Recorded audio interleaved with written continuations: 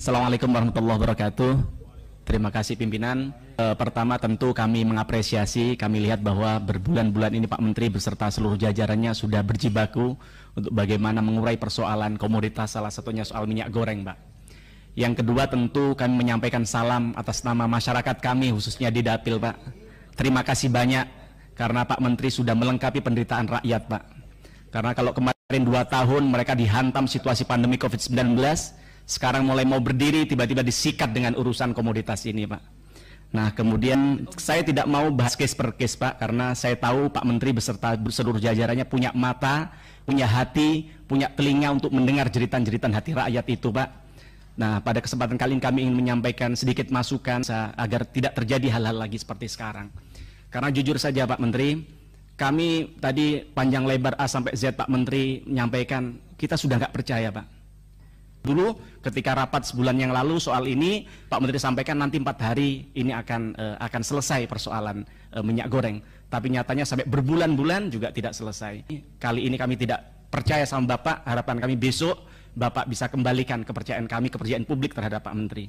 Nah, pada kesempatan kali ini Pak, kami ingin menyampaikan beberapa evaluasi. Yang pertama, Pak, kami melihat bahwa Kementerian Perdagangan ini masih seperti macan ompong, Pak. Tidak ada harga dirinya, bukan hanya di mata rakyat, tapi juga di mata produsen minyak goreng begitu, Pak.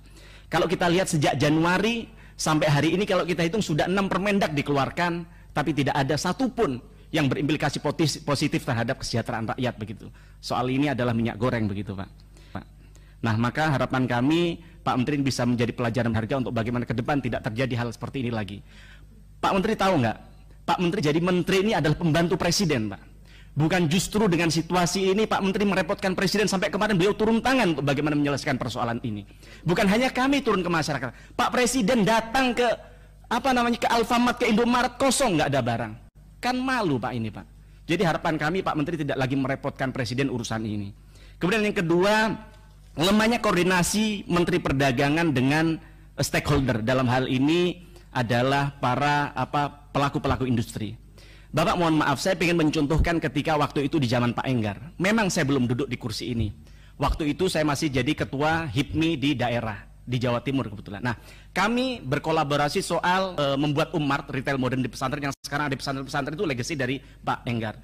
Saya tahu Pak Enggar punya banyak kekurangan. Saya pengen cerita sedikit Pak Menteri soal kesuksesan dari Pak Enggar untuk bagaimana kita bisa belajar bersama. Saat itu kami lihat dengan mata dan telinga kami sendiri Pak Enggar menyelesaikan persoalan komoditas minyak, gula, bawang putih begitu. Tapi kami lihat mereka itu diayomi, Pak. Setiap mau mengeluarkan keputusan, semua stakeholder, semua pelaku usaha diundang oleh mereka. Diajak diskusi, diajak makan, kemudian bikin komitmen bersama, dan jam 3 pagi mereka konferensi pers, dihadapkan di media, diminta mereka untuk berkomitmen untuk menjual sesuai dengan harga yang ditetapkan pemerintah. Dan ini tidak terjadi di Kementerian Perdagangan. Bapak setiap mengeluarkan kebijakan, mereka teriak, rakyat teriak, akhirnya tidak ada solusi seperti sekarang ini. Waktu itu beliau sampai turun ke kuli panggul, Pak. Ditanya, kamu berapa biaya panggulnya? Dia turun ke tempat pengemasan, berapa biaya kemasannya? Lalu dihitung dengan biaya produksi berapa, maka dipaksa produsen untuk menjual harga sekian, kalau nggak dicabut izinnya. Maka harapan kami hal-hal begini dilakukan oleh Pak Menteri Lutfi di era ke depan. Ketiga, Pak Menteri, kami melihat Pak Menteri membuat pernyataan-pernyataan yang tidak empati buat rakyat kami. Pak Menteri menduduk rakyat kami menimbun. Untuk makan besok aja loh mereka tidak ada. Bahkan di data Pak Menteri tadi, Pak Menteri menyampaikan 1,7 lipat tersedia. Artinya satu orang bisa dapat 2 liter untuk mendapatkan barang.